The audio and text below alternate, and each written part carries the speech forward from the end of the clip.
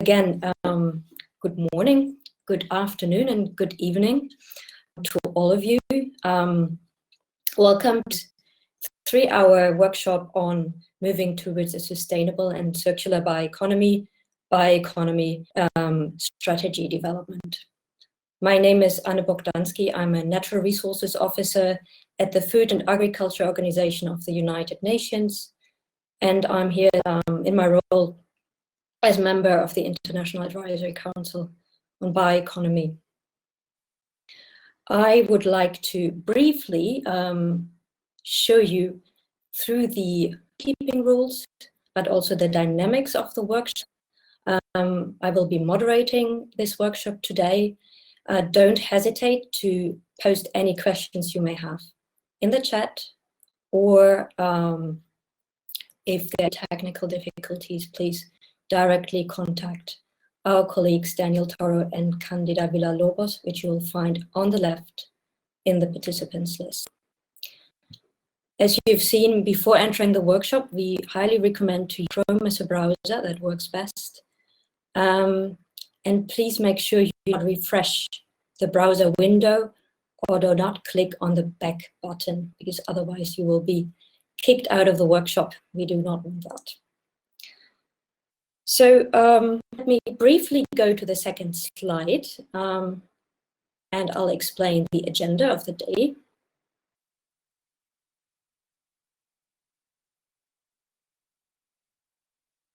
Yes, it's coming. Okay, wonderful. Thank you very much. So we will start a workshop here today with a brief plenary session. You're in the middle of the introduction now. I'll call on our chair and co-chair. Then we will have 2 keynote speeches. Afterwards, we go into the plenary again, and we have a short introduction to the breakout groups. From there, you will be taken to a Zoom room, and my colleague Maria Silva will explain you exactly how to do that. 4 parallel breakout groups, you have been pre-selected them, so please try to select the same one you signed up for before. After an hour, we come back for a brief break, and then we join again in the plenary session for a brief discussion with a panel, and then we wrap up with a closure. So far for the dynamics, let me now introduce the co-chairs to you. Carol Keller from the FAO, FAO's chief economist. He's previously deputy director for FAO's strategic program on fighting hunger and nutrition, and an engineer by profession. I'll see Carol is joining right now. Carol, the floor is yours as soon as you come online. Welcome, Carol. Thank you very much, Anne, for the introduction, and good evening, good afternoon, good morning, wherever you are in the world. Great to have everybody here. I hope you can all hear me loud and clearly. So let me welcome you to this workshop session of the Global Bioeconomy Summit.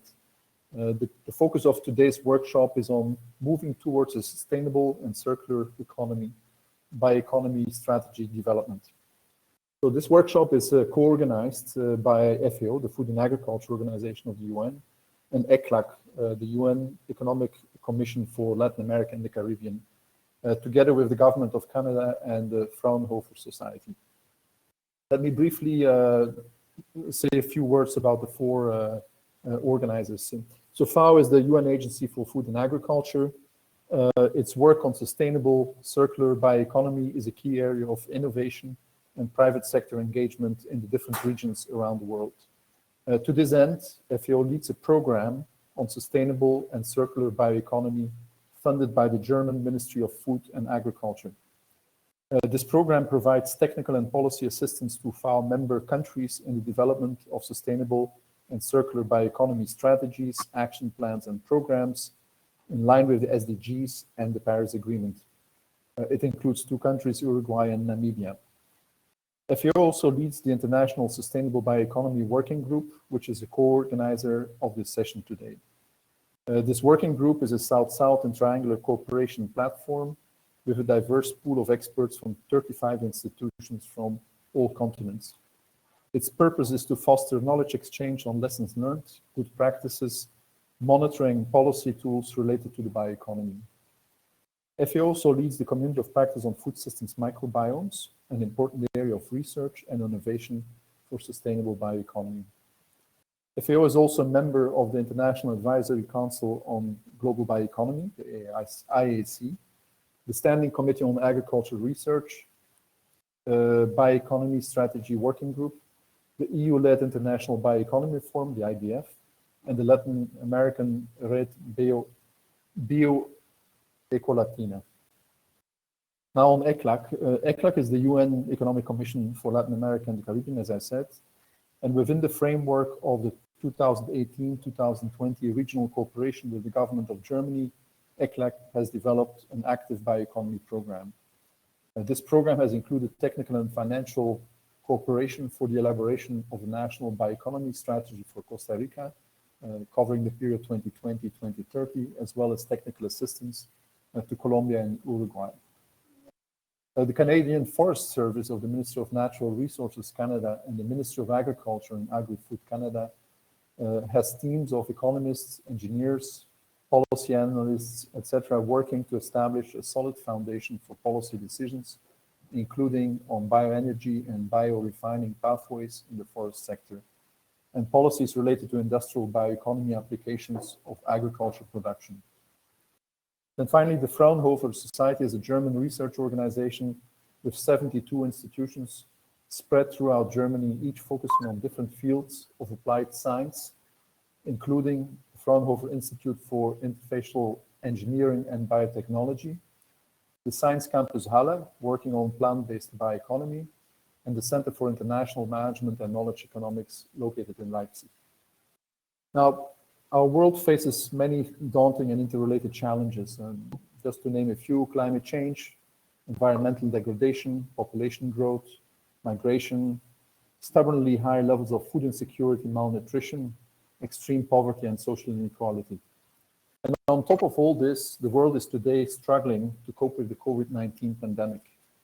And this pandemic is showing how all our systems are interconnected. Economic systems, social systems, health systems. And so when we have a failure in one system, this can lead to failures in the other systems. And if not properly managed, it can lead to a crisis. We therefore need to rethink how we manage our economy, and in particular the bioeconomy, on which so many people rely for their livelihoods. Concepts of resilience, sustainability, and circularity need to become explicit policy objectives in their own right. So the topic of today's workshop is therefore very highly relevant and timely. The objective is to foster an exchange of lessons learned from various countries, and we will hear from those countries and organizations how they are using bioeconomy strategies to create synergies and manage trade-offs among the different aspects of sustainability. The international FAO-led Bioeconomy Working Group that I mentioned before agreed on a set of aspirational principles and criteria that work as guidelines to mainstream sustainability in the bioeconomy strategies. These principles cover the economic, environmental, and social dimensions of sustainability, but also include governance as a fourth pillar or dimension. So the country case studies that we will be discussing today will cover the following dimensions, taking these principles and criteria into account. First of all, the governance dimension, particularly the role of stakeholder participation and governance mechanisms in strategy development, and how they are related to addressing sustainability. Secondly, the social dimension, particularly the importance of food security and nutrition in the context of human and ecosystem health. Unhealthy diets lead to malnutrition, nutritional deficiencies, as well as problems of obesity and diet-related non-communicable diseases. Thirdly, the environmental dimension, particularly the role of climate action, the sustainable use and conservation of biodiversity, and environmental protection within a circular bioeconomy. And fourthly, the economic dimension, particularly the role of technological, market, and human resource context in promoting structural, sustainable economic change. So after the discussion on the various sustainability dimensions, we hope to discuss concrete actions measures and policy tools that can help us to create synergies and manage to address the trade-offs among these four dimensions. I'm happy to now introduce Adrian Rodriguez, the co-chair for this workshop session. So Adrian is a member of the International Advisory Council of the Global Bioeconomy Summit and ECLAC's Chief of the Agricultural Development and Biodiversity Unit in the Division of Natural Resources. He has a degree in economics from the University of Costa Rica and a master's and PhD in agriculture economics from the Pennsylvania State University. So I pass the floor now to Adrian. Thank you very much.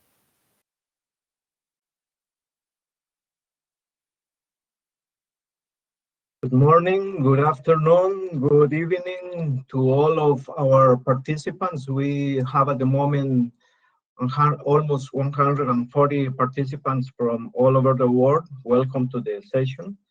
The workshop is organized around the aspirational principles and criteria developed by the International Sustainable Bioeconomy Working Group. FAO is the leader of this initiative, as well as ECLAC. We participate with other stakeholders as part of this initiative. These aspirational principles have been developed in a consultative process, as Mr. Cullen already mentioned. There are 10 principles and 24 criteria that cover governance, economic, social, and environmental issues. I will not go in detail into the criteria, just to mention that the 10 principles are: sustainable bioeconomy development should support food security and nutritious food for all. Sustainable bioeconomy should ensure that natural resources are considered, protected, conserved, protected, and enhanced. Third, sustainable bioeconomy should support competitive and inclusive economic growth. Principle 4, sustainable bioeconomy should make communities healthier, more sustainable, and harness social and ecosystem reliance. Principle 5, sustainable bioeconomy should rely on improved efficiency in the use of resources and biomass. Principle 6, responsible and effective governance mechanisms should underpin sustainable bioeconomy. Principle 7, sustainable bioeconomy should make good use of existing relevant knowledge and proven sound technologies and good practices, and where appropriate, promote research and innovation. Principle 8, sustainable bioeconomy should use and promote sustainable trade and market practice. Principle 9, sustainable bioeconomy should address societal needs and encourage sustainable consumption. And principle 10, sustainable bioeconomy should promote cooperation, collaboration, and sharing between interested and concerned stakeholders in all relevant domains at all relevant levels. Regarding the agenda, as Anne already mentioned, we will have two keynote speakers. After that, Maria Silva will explain the agenda and the dynamics that we will follow in the different breakout rooms for a period of 60 minutes.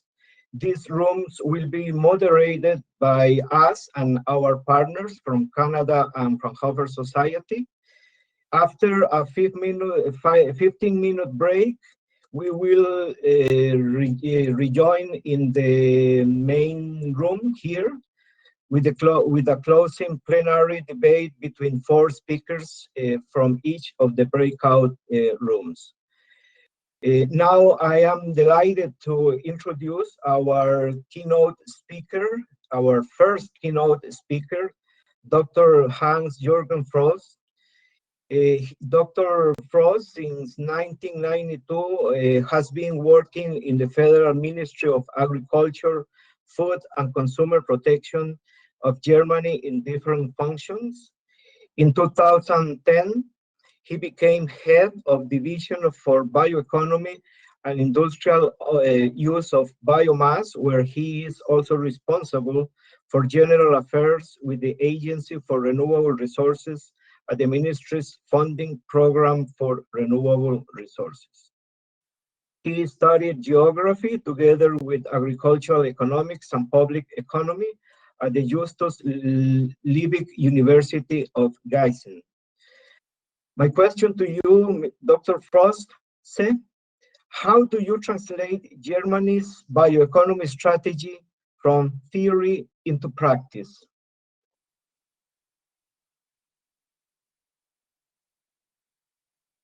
Okay, thank you very much, Adrian, and all the others, Anne, and the other colleagues from Bioeconomic and all the collaborating partners.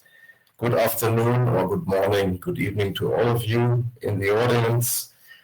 First of all, I would like to thank the organizers and the GBS support team for this kind invitation and the opportunity to give this keynote speech on bioeconomy. And I wanted to point out in this workshop first some general remarks on bioeconomy, how we established the new German bioeconomy strategy, which are our intentions to further implement it. We call it the governance structure for bioeconomy strategy. And lastly, which are the major challenges, especially if you want to derive concrete actions from other aggregated strategies like ours and so many others. Okay, first, bioeconomy is a concept that is increasingly talked about and that may have different meanings for different people. During the past 10 years, we have been observing that more and more countries have developed bioeconomy concepts and strategies to better meet the challenges of sustainable use of natural resources. For us in Germany, bioeconomy stands for the responsible use of all biological resources to produce food, feed, bio-based materials and energy in an efficient and sustainable manner. This means that we consider all biological resources coming from land and ecosystems, such as agricultural crops, wood products, animal products, seafood, aquaculture products, algae, yeasts, microbes, and bacteria. And on the demand or the utilization side, we consider the whole food chain, bio-based materials for construction, chemistry, pharmaceutical, and medicinal purposes, and biomass for energy use. To me, the most important advantage of such a holistic approach is the simultaneous consideration and analysis of different biological resource uses. This allows us to better foresee possible supply bottlenecks and shortages, competition in area usage, and possible environmental and biodiversity damages.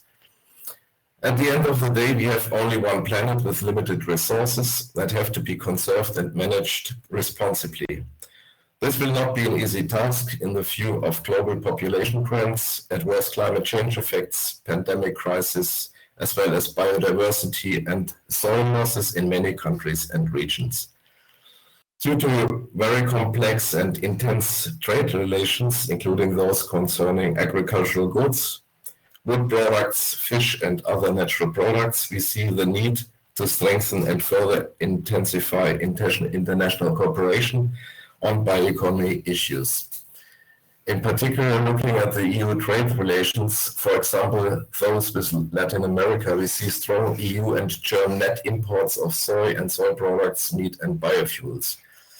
Our bioeconomy monitoring experts recently pointed out that the aggregated agricultural area footprint of Germany is considerably higher than the existing agricultural area.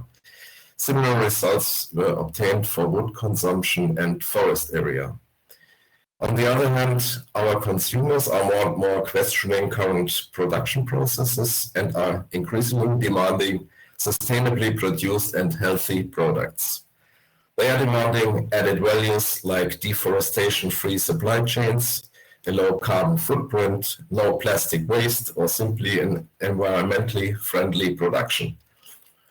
Therefore, bioeconomy cannot be seen exclusively from a national point of view. We also have to look at import and export related impacts, and to accept that promoting and shaping bioeconomy is not only a national task. Achieving a sustainable bioeconomy is rather an international challenge that requires international approaches and, above all, international cooperation. And here I'm thinking of the FAO project to develop bioeconomy tools as an excellent example for this. And we will certainly hear more about this later. Establishing the new German bioeconomy strategy was not an easy.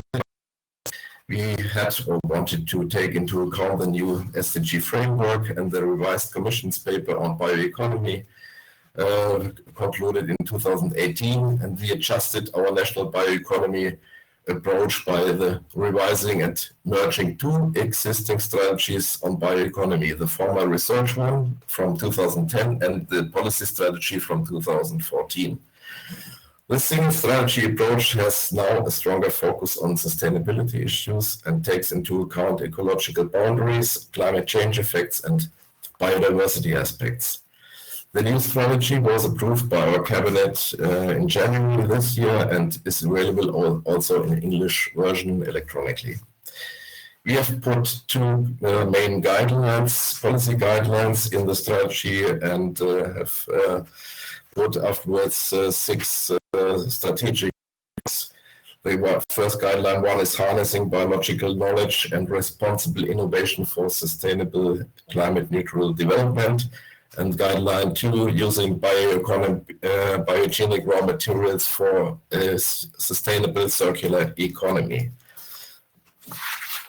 I would like to come to the fields of action, what we highlighted, which we highlighted in our strategy. And one of the most important, I would say, is reducing pressure on land use. Developing rural areas together with an bioeconomic approach, and the sustainable production and supply of biogenic raw materials. Now, in the implementation of the strategy, we have to take into consideration the broader international policy frameworks. What I already mentioned, the SDG framework of the 17 development goals, and at European level as well, the new strategies like the European Green Deal, the Farm to Fork strategy, and the new EU Biodiversity strategy, and at least as well in upcoming new EU Forest strategy. With a view to the implementation and the governance structure, we started to work on this to further develop the strategy already 2 years ago. The key elements of the structure were finally decided on September this year in a high-level meeting of the Ministerial Steering Group. And as you can imagine, this coordination process between more or less 7 ministries and the national level was not an easy task. Especially the composition of the new Bioeconomy Council needed longer discussions. Key elements of this governance structure are, we have the Ministerial Steering Group, what we had already before, but it's now a little bit different in the structure. We will have the new Bioeconomy Council, or the Advisory Committee, with 20 members and the duration of an appointment of 3 years. Members, 10 women, 10 men, and we will probably have the first constitutional meeting of this council in December.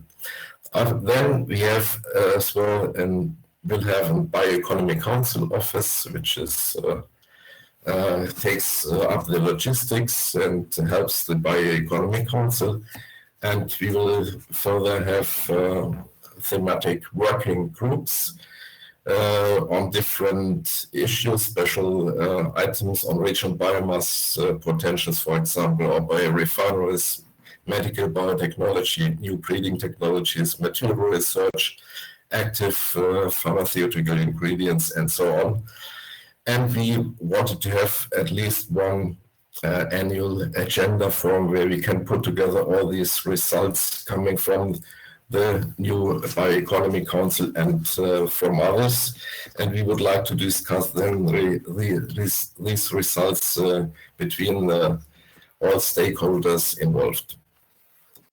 Yeah, the new council, what I've already mentioned, will have its constitutional meeting in December and will and shall work on relevant bioeconomy issues with a view to global challenges like sustainable use of biological resources, considering food security, climate change and climate adaptation and biodiversity aspects, which shall highlight bioeconomic trade-offs, evaluate risks and identify possible solutions.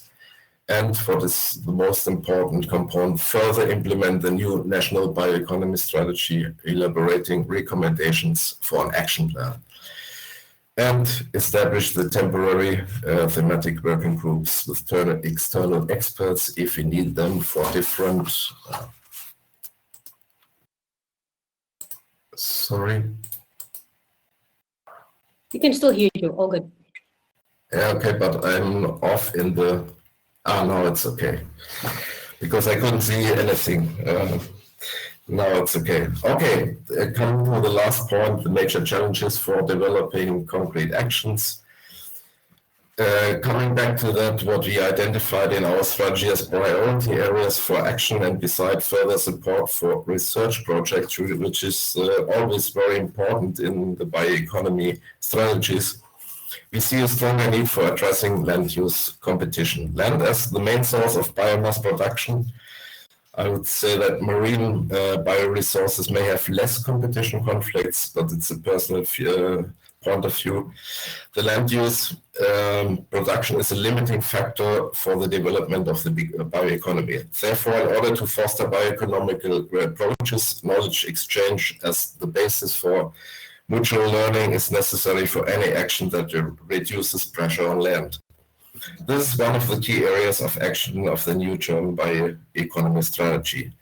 Starting points to mitigate land use competition are, for example, the reduction of needed raw materials, for example, by adopting methods for coupled use or for cascade use, increased resource efficiency, for example, by implementing infrastructures and processes for the separation and recovery of secondary materials, sustainable intensification of biomass production, like brand breeding efforts, be it biotechnological ones or others, or precision farming. Here the keyword is the use of the potential of digitization, technologies and methods.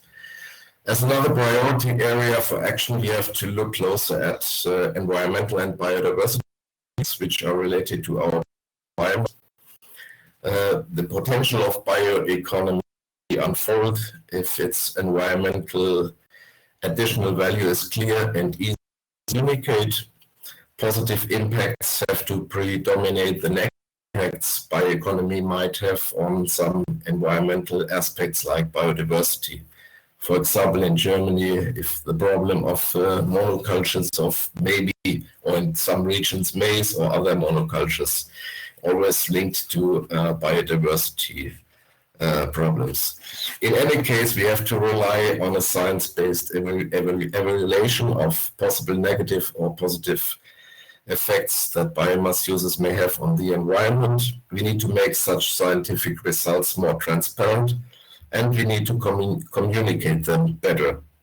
Here I'm thinking of the potentials for the substitution of fossil-based by bio-based resources, carbon sequestration, the reduction of agricultural greenhouse gas emissions, and the reduction of biodiversity and nutrient losses. Let me mention shortly in this context the forestry sector. Germany's forests generate about 26% of all biomass used.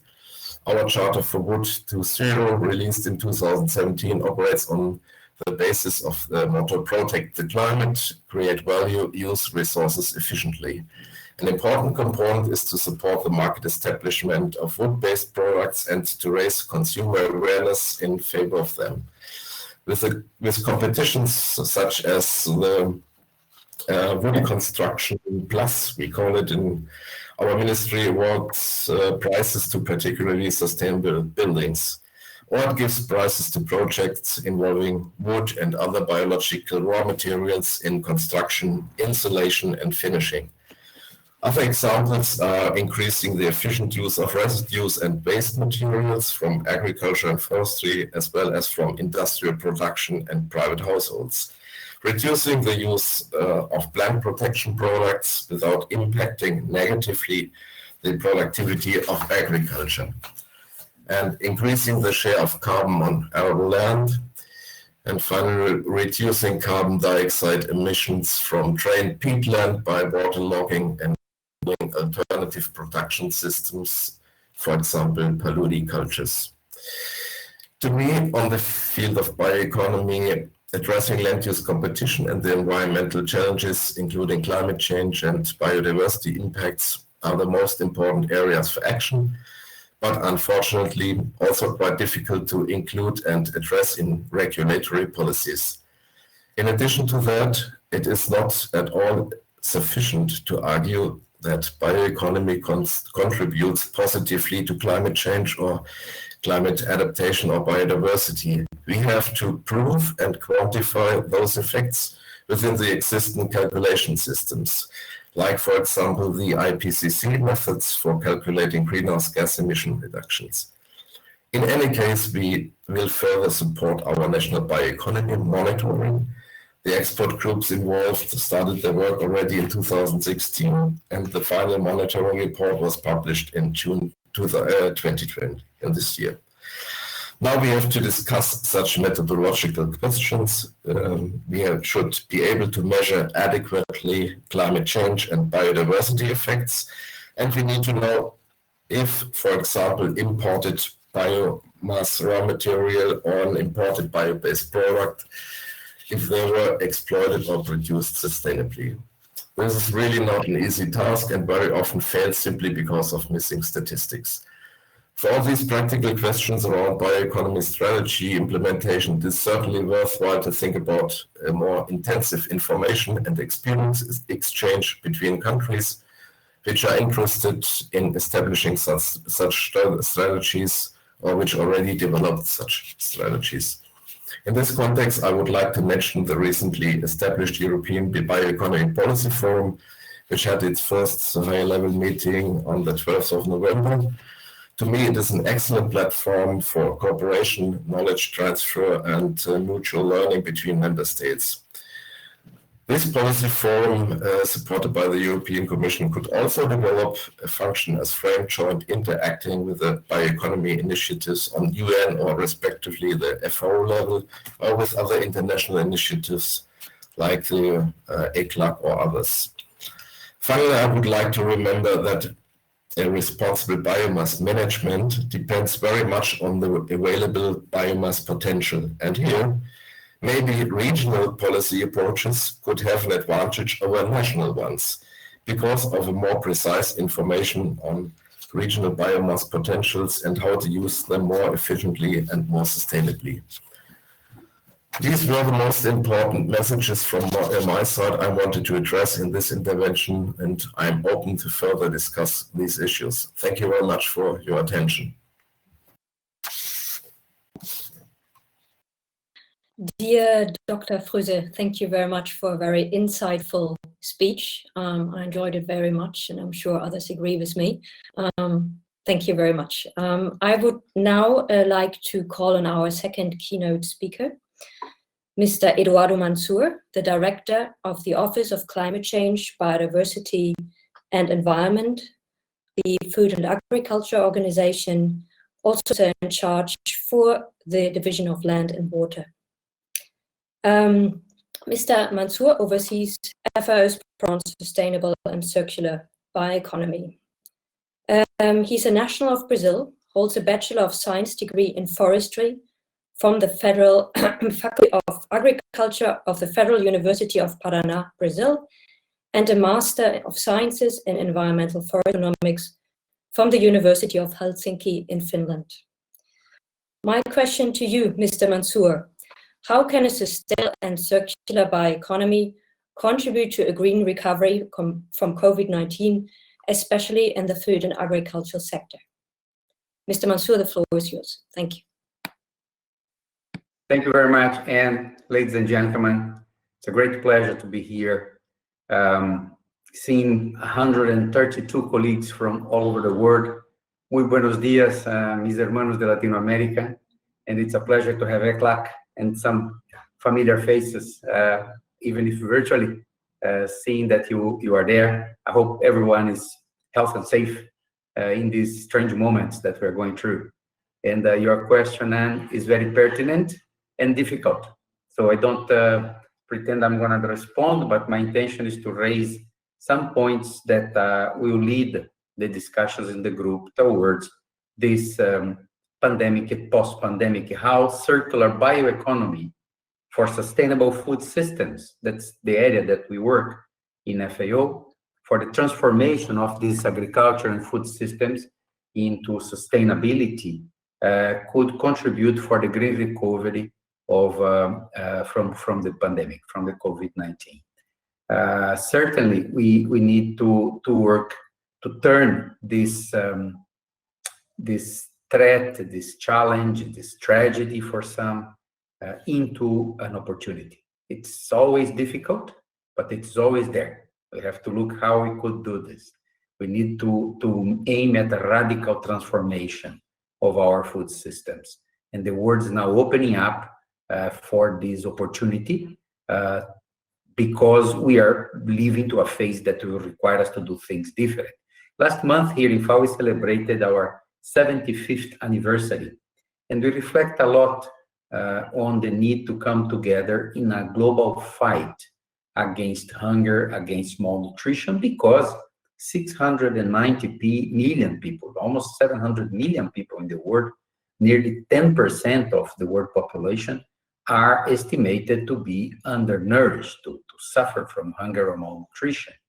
And COVID-19 pandemic is likely to increase this figure in a non-proportional basis. We expect that, unfortunately, more 130 million people will be added to this sad figure. And this is not only geographically localized, because we see before it was mostly a problem related to climate change and social unrest, but now the pandemic put these food systems under stress all over the world. And Latin America is not although it's a wide food production area, in general, it's not out of the risk. Almost 200 million children still suffer from wasting or stunting, and billions of people cannot afford healthy diets. This is not only because of the pandemic, of course. The healthy diet is a question of also of food habits that have to be changed. And what's the role of bioeconomy in looking at healthy diets that are also healthy for the environment, that are healthy for the people and healthy for the environment? We can discuss long about this. Growing population, changing food habits, rising incomes lead to increasing demand for agricultural products. We'll have to increase. In the beginning of the descent of this millennium, we were expecting that the increase would be higher than it actually has to be. We expected that about 30 to 50% increase will be needed by 2050. Why? It's because we already produce a lot of food. We have a tremendous food waste. We produce food for everyone on the planet. If we would divide it per capita, we produce food for 12 billion people. We are 7 billion plus. The problem is that the access to food and to healthy food put us a challenge. Same time, it's mandatory for the planet to curb greenhouse gas emissions and to enhance ecosystem health. And all the agricultural sectors, I'm talking about forestry, fisheries, livestock, crop production, and the food distribution systems and the food systems as a whole, they contribute to nearly 1/3 of the greenhouse gas emissions. They also contribute to water stress, to soil degradation, to biodiversity loss, but they're very highly vulnerable to all these impacts. And climate change put particular food systems at risk. When we have droughts, and droughts are becoming more frequent, and more severe, 80%, 80, of a drought impact is on agriculture and food production. So it's a lot. And if you don't address the greenhouse gas emissions and the ecosystem degradation, we are not going to have a planet. You remember, some of you had the chance in our 75th anniversary, we invited Professor von Braun from Germany to do a keynote speech, and he mentioned that in the 2050 or 2100, we are going to have a planet that is greener, that is more sustainable, that population is healthier and live longer. And simply because we cannot afford otherwise. This is what we have to do. I'm sorry to paraphrase, but it touched a lot our audience that time, because we cannot afford going to the other direction. And bioeconomy can offer many pathways for us to achieve this future that we aim for all of us. Specifically with the COVID-19. COVID-19 brings to us urgency in transformation. And never has been so important to enhance our capacity on digital innovations. Here we are having a seminar in a way that we didn't think it not long ago, and also working on biological innovations. The safeguarding the ecosystem health for human beings, preventing system risks that are affecting our agro-food systems are essential.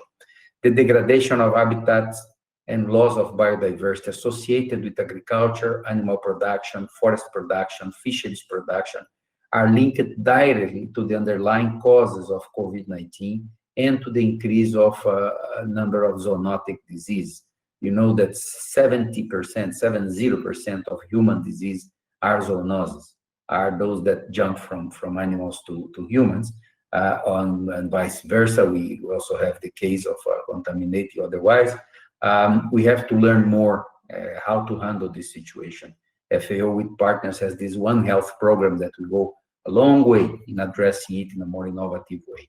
Also, on the issue of restoring ecosystems, you know that the General Assembly of the United Nations declared the decade 2021-2030, which means a month from now, starting a month from now, a bit more, the UN decade on ecosystem restoration. When we have a decade, 10 years, to celebrate something at the UN level, we have to be transformational. We have to make, it's different from having, for instance, the World Food Day or the World Environment Day, because that's for awareness raising. It's the day that we celebrate to raise public awareness. When we have a decade, we have to be bold in the transformation that we can promote. And this restoration, these initiatives, they cannot be on a heavy cost. They can also bring benefits. For instance, a recent survey indicates that over 1 in 6 young people, and this figure impressed me. I went back to it to the colleagues who helped me prepare the information that I'm providing you to make sure that, because it's shocking, 1 in 6 young people have stopped working since the onset of the COVID-19. I'm talking to you March this year, February, March. It's a lot of young people and not working. This cannot be taken light. And the recovery plans for COVID-19 have to address the environmental causes, the economic consequences, and the opportunities offered by green growth and job creation for the most vulnerable and needy groups. I put the youth amongst them, and I put restoration of production ecosystems, restoration of degraded food production areas, forest production areas, as opportunities for job creation all over the world, include urban and peri-urban agriculture. This challenge put agriculture and food systems in the center of the solutions for the COVID response and recovery towards a future that is resilient and that is resilient to shocks and crises through stronger human resilience and also ecosystem capacity to return to productivity, to return to stability. We need then to use a jargon to build back better, but also we need to build back greener. And we need to catalyze actions toward these nature positive solutions, climate resilient solutions. on the response from the pandemic and on the recovery of the post-pandemic. We know it will pass. It's going to be with us. It is with us now. But we have to think that better days will come, and again, on turning them into opportunities for us to have a more sustainable planet. That's the chance that we have. Action rests on innovation approach that use scientific knowledge and biological, digital innovations that I mentioned already, in data availability, and also bring it at country level, at subnational level, to scale up investments, to inform decision-making, to inform policy reform, to bring green recovery into development agenda. Not to be an add-on or to be a mobilization movement. It's important, but it's not sufficient if we want to make the difference at the investment level. Promoting job creation through restoration of degraded areas, I mentioned that already. The decade of restoration that I mentioned is one of the opportunities that I would like us to explore further when we go to the breakout groups today and in our daily work. Central to the transition to sustainable circular bioeconomy are the Green Deals to radically transform our food systems from farm to fork. We have been listening to this experience from the European Commission, and we are very much keen to bring this to the debate and to be supportive to the Green Deals for transforming our food systems. This will require behavioral change, and will also require institutional innovations and policy responses. So when we talk about sustainable and circular bioeconomy, and the two concepts complement a lot each other, we are talking about a paradigm shift that combines economic growth with enhanced environmental performance, restoration, and regeneration, providing a concept or two concepts that allow to address multiple policy goals, including those of multilateral environmental agreements, like the Paris Agreement, the nationally determined contributions, the post-2020 biodiversity framework, that at the same time needs the addressing of mitigation adaptation to climate change, addressing biodiversity loss, and addressing environmental degradation, like the land degradation neutrality target of the UNCCD. Look, we in FAO, we are working with our members in the development of coherent, sustainable circular bioeconomy strategies and programs. We have some success stories. They're going to be brought in this event, but it's not going to be a short-term work. It's going to be a long-term work for us. It's transformational, and for that we have to dedicate our time and our investments to make sure that biological digital innovations are embedded in the behavior of the institutions that we are considering, that we don't go backwards or go back to the same. That's not going to help us.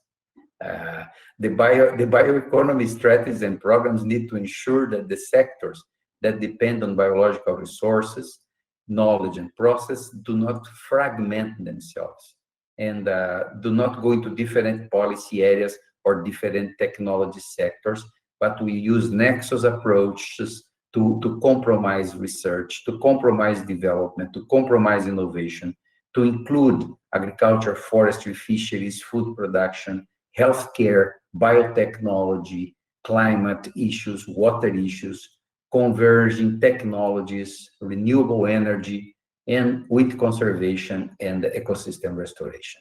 I think when we talk about working together, working hand in hand, it's easier said than done. It's true, because there are trade-offs. But if we don't put these trade-offs on the table, we'll never reach that integration that is needed. Competition brought us to where we are in the unsustainable world. So we have to see where, and countries are sovereignty, are autonomous to take their decisions on the trade-offs they need to make, the decisions they need to make. I think our opportunity here is to inform this decision making.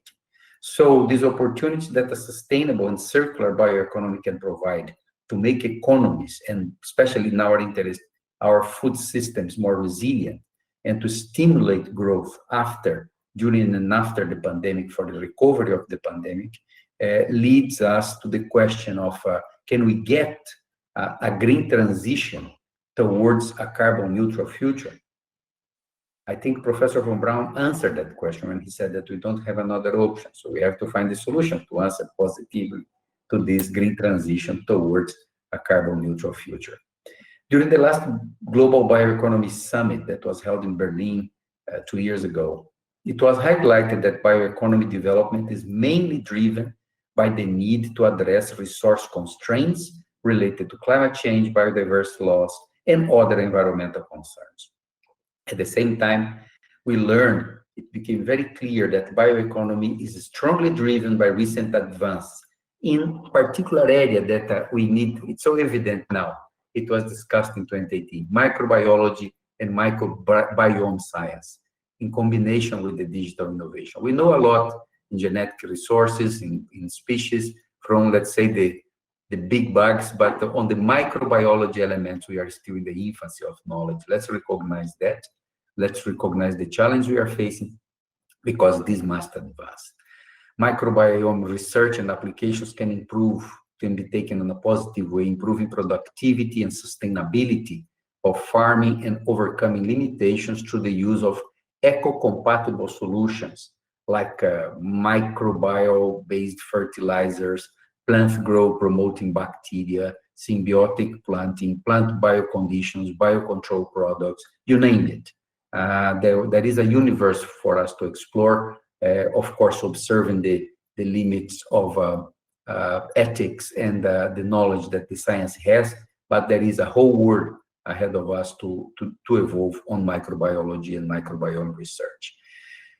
Another example of the production of alternative proteins for food and feed is when we talk about insect-grown on-organic residues, on microbial proteins, on protein-rich byproducts or bioindustries, and alternative plant-based foods. This sounds a bit sometimes disgusting, sometimes it's strange, but the only societies that do not consume insects for direct feeding, human feeding, are the Western ones. All the others consume. And myself, being a Brazilian from a remote part of the Amazon, we have experienced, of course, with indigenous origins. I'm from Acre. Some of you have located in Brazil. Insect was part of the diet, but we are talking here also of production of feed that will be necessary for the amount of protein that's necessary to feed other animals, poultry, etc., from alternative proteins. But basically, colleagues, sustainability is the key that we are looking at. We have new opportunities that are arising in the agri-food, in the forest, in the fisheries, in the biomass-based industry, and the bioeconomy and the circular economy can bring us up to speed with all these problems that we are facing now. It's cross-cutting in nature. We discussed this a bit, not only in terms of the sectors, but also the actors involved. So this brings additional challenge. We have to explore these opportunities, and the institutional capacity building and the dialogue between actors and institutions is fundamental. We have in FAO an International Sustainable Bioeconomy Working Group. The acronym is a bit strange, ISBWG. But the ISBWG, this Bioeconomy Working Group, established a set of aspirational principles and criteria for a sustainable bioeconomy. The target was to ensure that bioeconomy strategies are embedded in all aspects of sustainability, including the need for a circular resource use efficiency economy. The principles and criteria cover socioeconomic and environmental aspects, also the governance aspects of sustainability, and provide kind of a reference list, a checklist of common goals for sustainable and circular bioeconomy. So I would welcome you to know more about these principles and criteria. I mentioned before the need of a growing population in terms of food production, estimated between 30 to 50% by 2050. This will require increases, but does not necessarily, and competition for natural resource, but does not necessarily mean more deforestation. Actually, we don't need to cut even one more tree to feed the population in 2050. We need to increase our productivity in the way, in the innovative way that the resources are managed. With that, we have to take into account the trade-offs between sustainability goals of different sectors, when with regard to food, nutrition, energy, urbanization, water. I mentioned this already to you. And the nexus approaches that have been developed, I think they are very helpful. I try to use them in some lessons I taught before in the university in Brazil.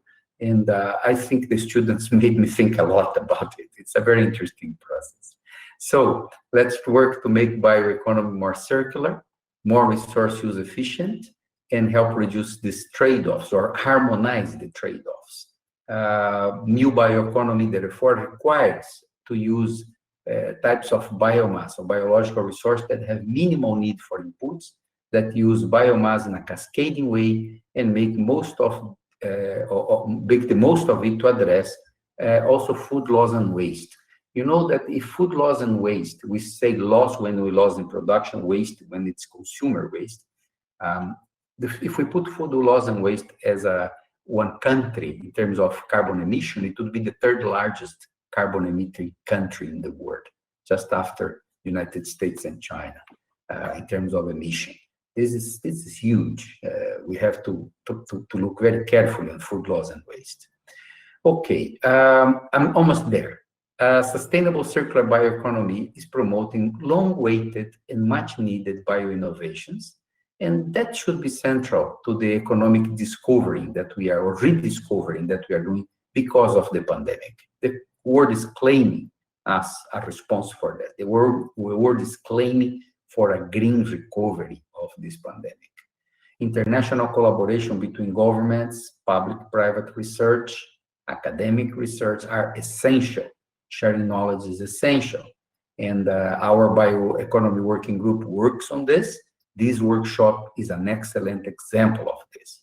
So with the international community and the national experiences, because we think global, but we have to act local, that's where the difference is made. We need to strengthen the capacity of this science policy interface that we talk a lot, to have to bring this to reality.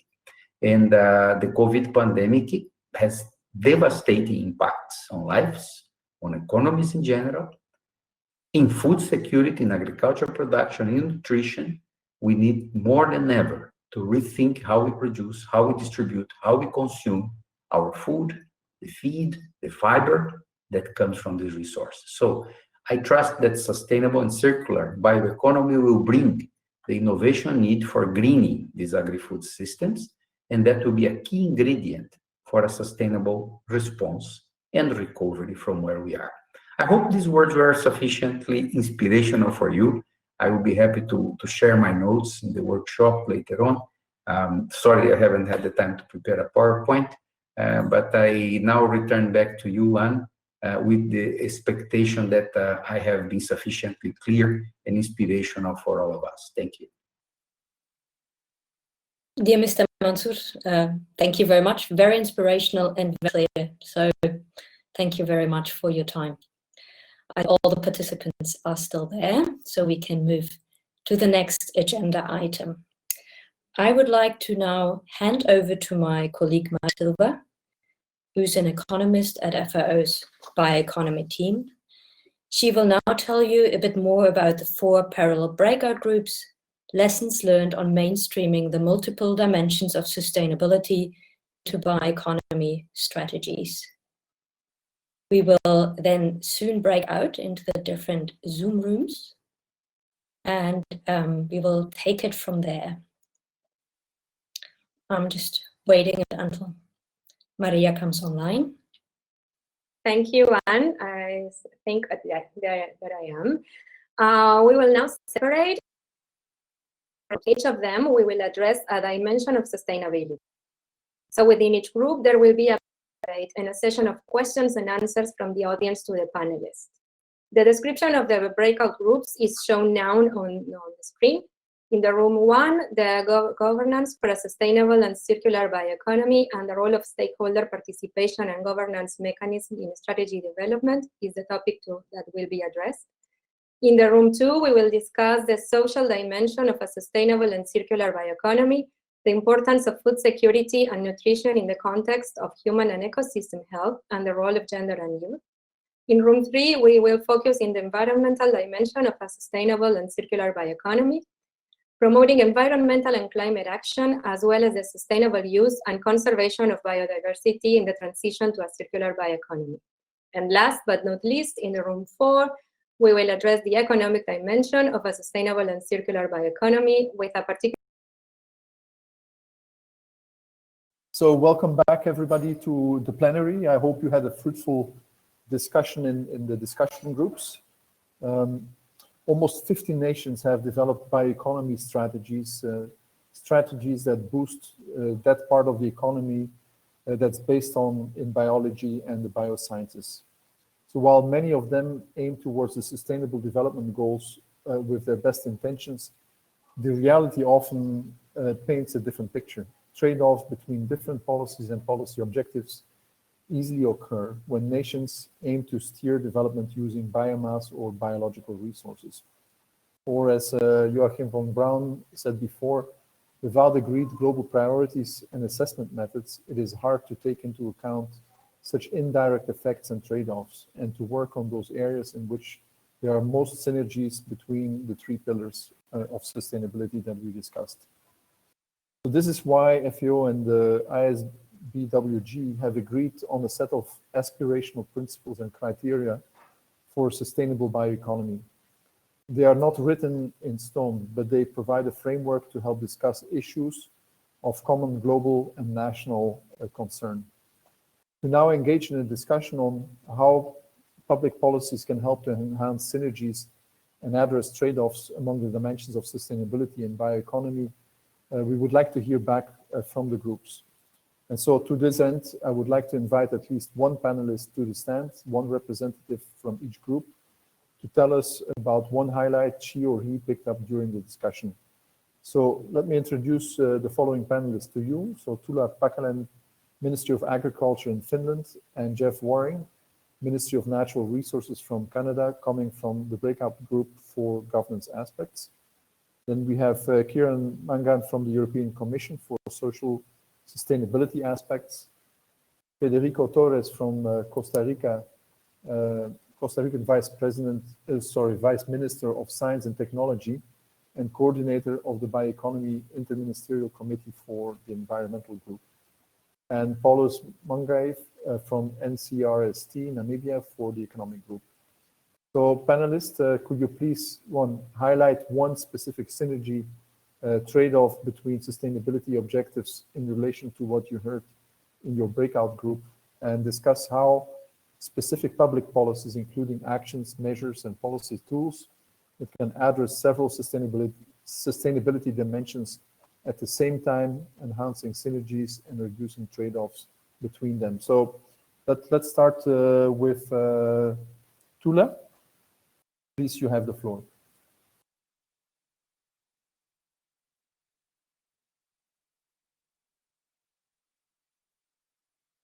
I don't know whether Tuula's, maybe it hasn't been resolved. Okay, I see here in the message to go ahead without. So then let me pass on to, yes, Jeff, I see you're on there. Jeff Waring, please go ahead. Thanks, Carol. So my name is Jeff Waring. Hi, everybody. I work at the Natural Resources Canada Department in the Canadian Forest Service. And I had the pleasure to be on a panel with Tuula and my colleague Walter from Uruguay on the role of stakeholder participation and governance mechanisms in strategy development.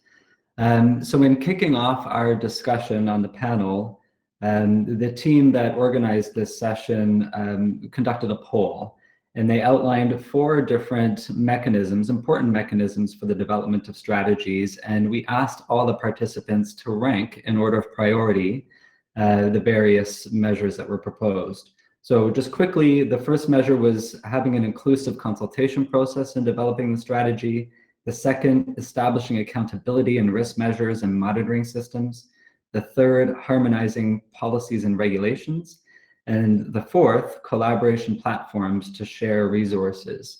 And so I just wanted to highlight that the results of that first poll at the outset of our panel indicated that most of the folks online thought that an inclusive consultation process was one of the most important aspects that we have to consider in strategy development and engaging stakeholders and participating in strategies.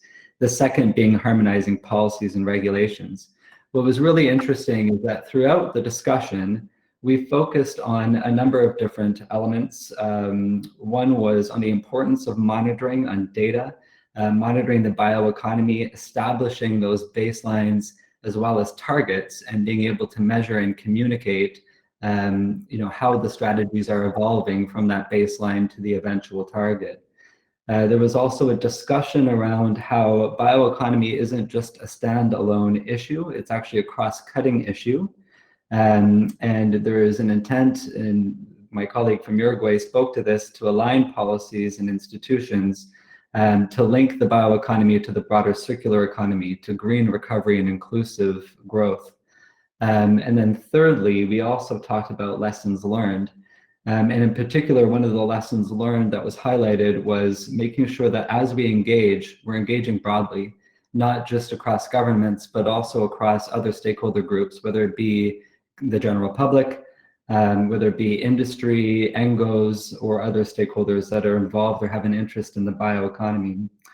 We ended off that discussion focusing on communications and recognizing that being able to communicate clearly and consistently to the general public about the bioeconomy will be important, will bring credibility to the bioeconomy, and ultimately make sure that that linkage between the bioeconomy and sustainability is clear. So at the end of the discussion, we decided to rerun the poll just to assess whether or not the results had changed. And interestingly enough, they had changed. So, and when we redid the poll, inclusive consultation process continued to be the top priority, the one tool that was most important in developing strategies. But interestingly enough, the second ended up being establishing accountability, risk measures, and monitoring systems. So that one had actually increased in prominence throughout the discussion, and perhaps that was reflecting that need to engage broadly, the need to have the monitoring systems, the data in place to be able to track progress. I would, just end by saying that there was a pretty active chat going on in the chat box on Zoom, and many people indicated that it's hard to choose between one of those four. In fact, all of them are very important and very effective in developing strategies for the bioeconomy. Thank you. Thank you very much, Jeff. I think these are very interesting conclusions, and I think in particular the communication aspects I think are really key to get messages around bioeconomy across to the general public. Can I call now on Kieran?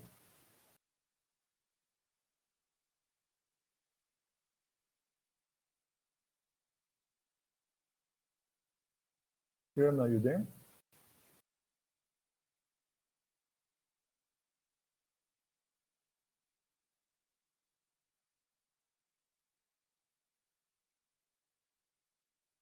No? Oh, there he is. Okay.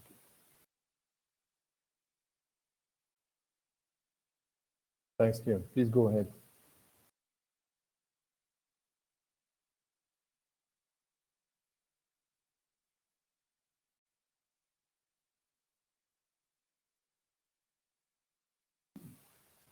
We can't hear you. I don't know whether... Okay, there you are. Sorry, I had to redo the echo test. Yeah, it's not easy. Okay, yeah. Dropped out. Yes, thank you very much. In our panel, panel number 2, we heard about initiatives on gender and youth opportunities in Africa, Latin America, and then again in Europe. And I think one of the main conclusions we had in this respect was that the we want to achieve this bioeconomy transformation or food system transformation, that there is a neglect of the social dimension. It's very weak. And this is something I know that we will try to address under Horizon Europe and under the revised bioeconomy strategy of the European Commission, this issue of the social dimension and the engagement of youth. The gender issue was not really discussed that much in great detail. But I think another issue we discussed then was a major issue was the issue of trade-offs. And I think when you look at what the European Union is trying to do under its farm to fork strategy by 2030, the objective to reduce 50% of chemical pesticides, reverse the rise in obesity and NCDs, reduce and increase agricultural land under organic farming by 25%. To achieve those objectives will require huge trade-offs, and I think this is an issue that needs to be written into the text. How do we achieve these trade-offs? How do you tell Austrian farmers you can't use wherever you can't use the same level of chemical pesticides, you have to source a biocide or whatever, a biocontrol agent? How do you gain that trust, and how do you prove that it's going to work, and how do you really realize these targets? So I think those were the main conclusions: the lack of the social dimension and the difficulty in achieving these sometimes very ambitious targets. Thank you. Thank you, Kieran. Let's move ahead now with Federico.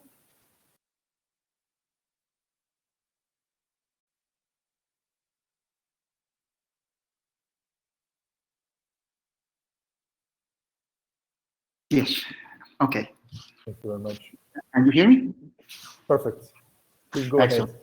Kieran, maybe if you could, yeah, thanks. Okay. Thank you very much for this opportunity to share our reflections about the discuss that we have in the group 3. We discuss about the topics and summarizing how we can address trade-offs and synergies in the context of our strategies of bioeconomy. I have to add that 3 countries present their policies in bioeconomy: Malaysia, France, and Costa Rica.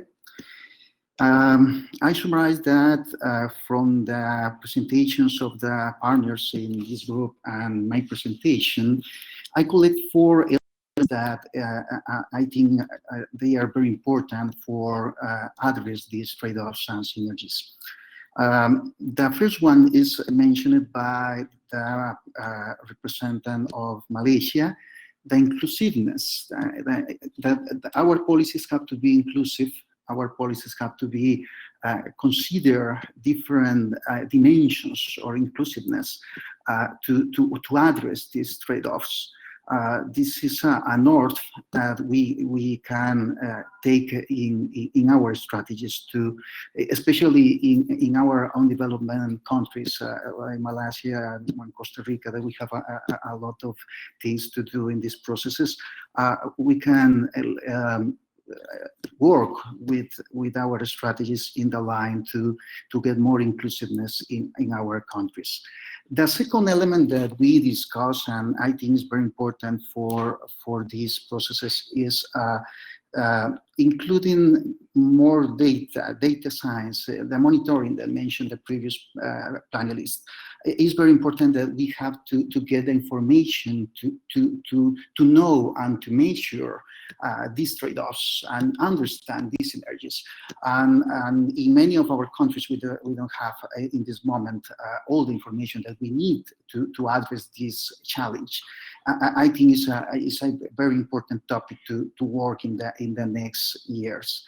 The third one is the communication with society, mentioned by the panelists of France. We have to increase the communication about bioeconomy with a society if we want to transform our economy in a bioeconomy. We have to get advantage of the situation of the pandemic, because with the pandemic, the sciences and technology are in the core of all the media. That is a situation very different to other times in our countries. We have to take advantage of this. And the fourth one is the interdisciplinary and holistic vision of the bioeconomy. We have to get the force and the commitment of many sectors of our countries and many regions. And to get that, we need an interdisciplinary and holistic vision of bioeconomy. We have to understand really what is the vision of the others to understand the trade-offs. It's impossible to address the trade-offs if we don't understand the situation of each sector in our economy. Thank you very much.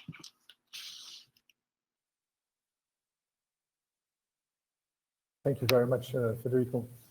Can I now call upon Paulus?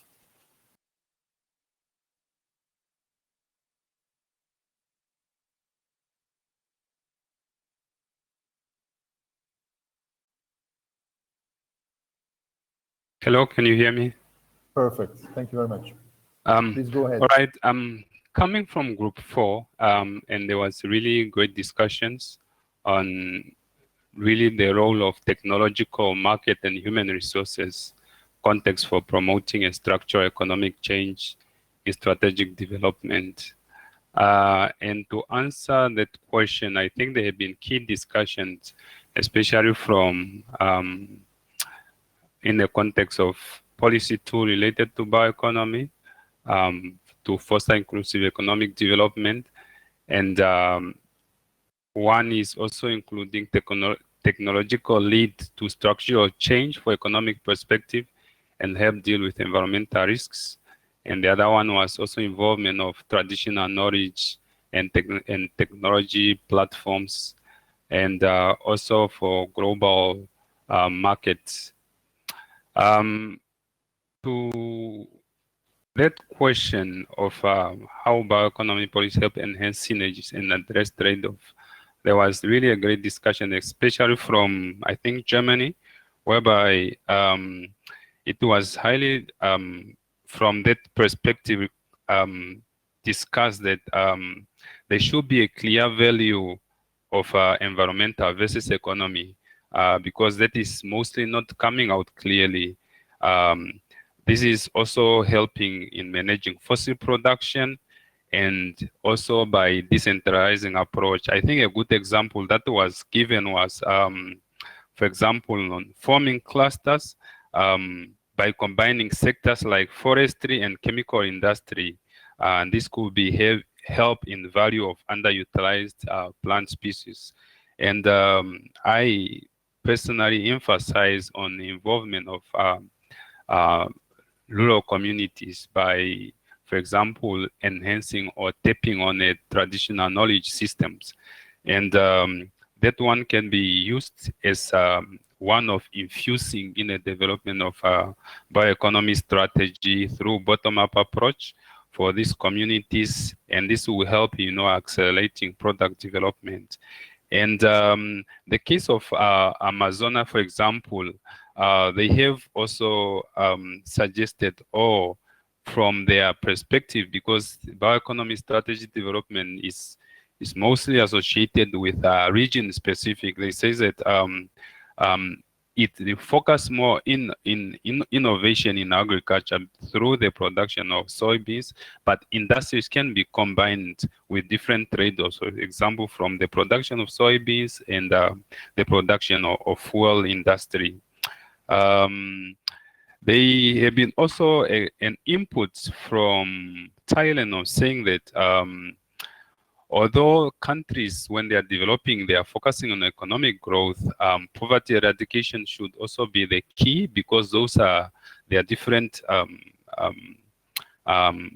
role, it involves different role players, and it could also be good because if, for example, a new product is developed from the rural community, could be impacting, could be lead to the impact of realizing economic development, and this can only be realized through bioeconomy strategy. I think with that, I'll end up here and welcome all other omissions that I have done. Thank you.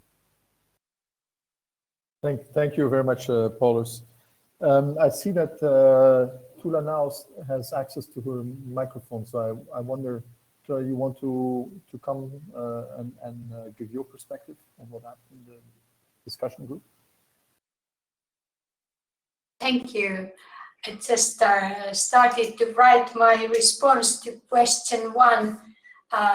There's this synergy example that if we can apply information and modern technology, we can help in improving resource efficiency and profitability, which are in economic dimension of sustainability, and at the same time decreasing environmental pressure, and that's in environmental dimension. There can be also trade-off related, even if there was a chat there saying that we should focus on synergies. We may lose jobs due to more efficient work, and that's in social dimension. And I think there we need just transition mechanism to make the transition more smooth. And that requires interaction at the local and regional level, so that we can really find good ways, good and sustainable ways for transition. Thank you. Thank you very much, Tula, for this. I'm just wondering, Anne, whether your connection is back or we move to the next parts.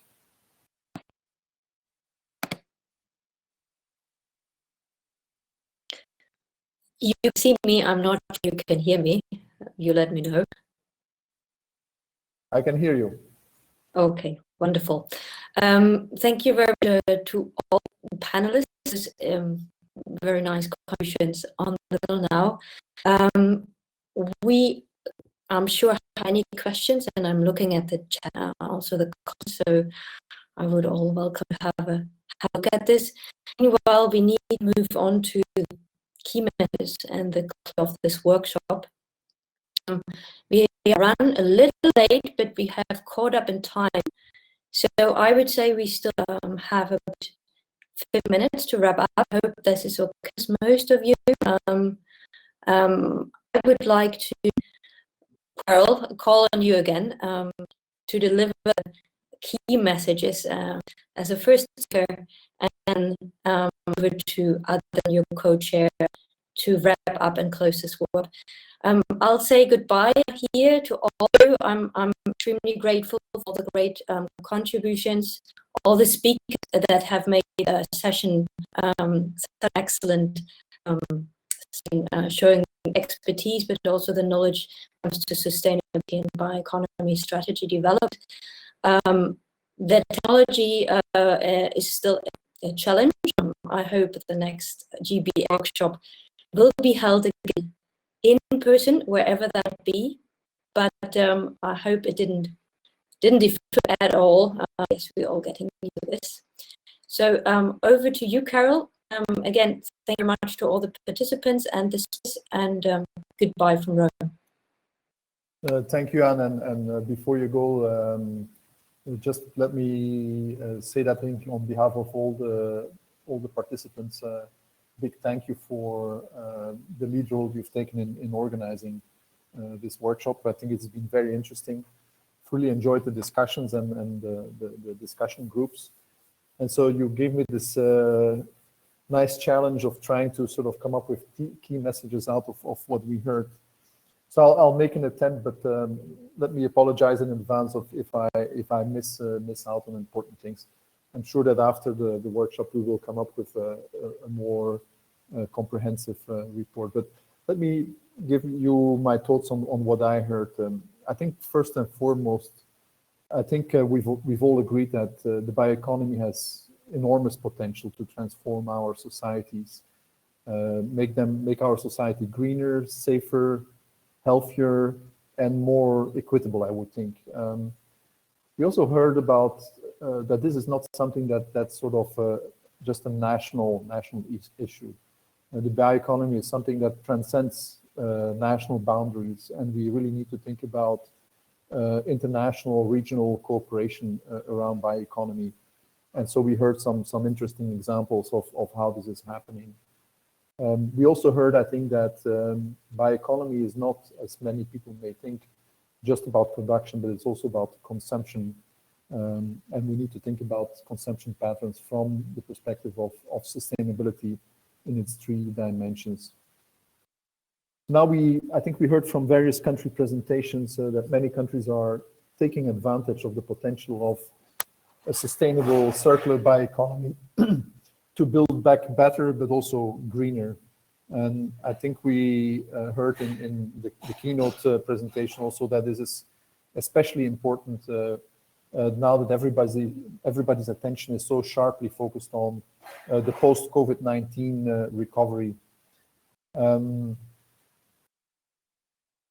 I think post-COVID or the COVID crisis has really emphasized this point about how all our systems are connected and how we need to have a more comprehensive way of looking at development, economic development, social development, etc. We also know that sustainability does not come automatically. So policymakers need to become much more explicit and intentional about those ideas of circularity and sustainability, because we know that the bioeconomy often creates negative societal, environmental, and health impacts or externalities. So I think this last point that Tula mentioned about having transition mechanisms also to deal with these negative impacts and move in towards a more sustainable direction are obviously very important, especially from the social dimension. It follows from this that there are important trade-offs to be considered across the various economic, social, and environmental outcomes of different policy, investment, and governance options. But the question is really also about how we do that in a science-based manner. So to assess these trade-offs, we need to invest, I think, in systematic and transparent impact valuation methodologies and practices to account for the true costs and benefits of bioeconomy activities beyond their mere financial value. Moreover, we also know that data in and of itself is not enough. We would need to also invest in robust and inclusive governance and accountability mechanisms to ensure that both the positive and negative economic, social, environmental impacts are being considered, monitored, and that there's a level playing field across different stakeholders, both within and across countries. In the group that I was in, there was also a particular mention about creating space for youth and for small, medium enterprises who make up in a lot of countries actually the majority of players in the agri-food systems and the bioeconomy in general. And with that comes actually the need also to look at the education sector. So provide access to education around bioeconomy issues at all levels. And I think what we heard now, and it came up in, I think, different groups, the importance of communication. I think a lot of the discussion around bioeconomy is highly technical and doesn't necessarily get across to the public in general. So communication, building trust in bioeconomy approaches, enhancing participation of different stakeholder groups in policy dialogue, and this notion of bioeconomy is interdisciplinary. So really bridging these boundaries across different sectors and disciplines of sciences are all really important. And I think all of this is really even more important as we are thinking about the upcoming Global Food Systems Summit in 2021. So here I wanted to also highlight a couple of steps forward in this direction. And I will just mention a few. First of all, that the sustainable and circular bioeconomy promoting long-awaited and much-needed bio-innovations should be central to the recovery from the COVID-19 pandemic. This is something that is already highlighted in FAO's draft new strategic framework, which seeks to harness science, technology, and innovation for global development, showing that food and agriculture can highly benefit from the fourth industrial revolution, which is driven largely by the convergence of digital, biological, and physical innovations. So this includes biological innovations from the cell factory to microbiomes to omic technologies. And we heard some quite interesting experiences, including from Italy, about the role of microbiome and microbiome science in the bioeconomy. And that bioeconomy was discussed in the context also of the regional conference for Latin America and the FAO regional conference for Latin America and the Caribbean, held in October of this year, asking FAO to provide assistance to member states in the design, implementation, and evaluation of public policies aimed at promoting the development of new economic opportunities for rural areas, including the bioeconomy. And finally, that circular bioeconomy has been included as one of 6 food systems priorities under the Urban Food Agenda for inclusive and efficient food systems. So I think these are some of the key highlights. I'm sure there's much more that was discussed and which we will try to capture in a report on this workshop. But with this, I would like actually to pass the floor to my co-chair, to Adrian. So Adrian, if you're there, please, you have the floor. Thank you, Carol. On behalf of FAO, ECLAC, and our partners, the International Sustainable Working Group on Bioeconomy, the Canadian Forest Service, Natural Resources Canada, and Agriculture and Agri-Food Canada, as well as the Fraunhofer Society. I would like to thank all the participants. We had participants from Brazil, Canada, Costa Rica, France, Finland, Germany, Italy, Namibia, Malaysia, Thailand, Uruguay, and also from some regional organizations like the European Union, the Inter-American Development Bank, and the International Center of Insect Physiology and Ecology in Africa. I also would like to thank all the participants in the different working rooms. I want to apologize for the inconveniences. We had some, but we were able, and I thank you all for your resilience to overcome all those hurdles and to be here in the closing of the session. Thank you all. Bioeconomy, as indicated by Carol, will remain high on the agenda of FAO and ECLAC, both within the International Sustainable Bioeconomy Working Group, as well as the regional level in Latin America and the Caribbean. We have frameworks outlined recently in our governing bodies meetings. In the case of ECLAC, from the perspective of the document approved in our last period of sessions held on October 26, 28, under the presidency of Costa Rica. The document approved there identifies the bioeconomy as one of the 6 systems for a transformative recovery with equity and sustainability. This is complemented with other so-called sectoral systems, which also include non-conventional renewable energies, sustainable mobility and the urban space, digitalization, the healthcare and manufacturing industries, circular bioeconomy, and the tourism sector. Those are all closely related to the bioeconomy. So we have a good framework there to work with FAO. As Carol mentioned, there was also recently, a week before actually, the regional meeting of the FAO conference for Latin America, asking for promoting the development of new economic opportunities for rural areas, including the bioeconomy. So we look forward to working with FAO to make the sustainable bioeconomy an engine for not only to build back better and greener, but also to build forward better and different from the fossil fuel resource-based technology paradigm that has been in place or strengthened over the 20th century. Now it is the time for a new techno-economic, techno-productive paradigm, which is the bioeconomy. The main findings of this workshop will be presented to the main GBS plenary on Friday afternoon. We expect all of you to be there.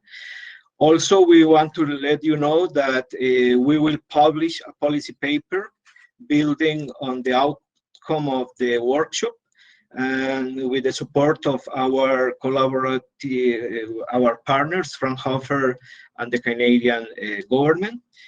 And finally, thank you all. Have a good morning, good afternoon, good night, depending on where you are in this beautiful blue planet we call Earth. Thank you.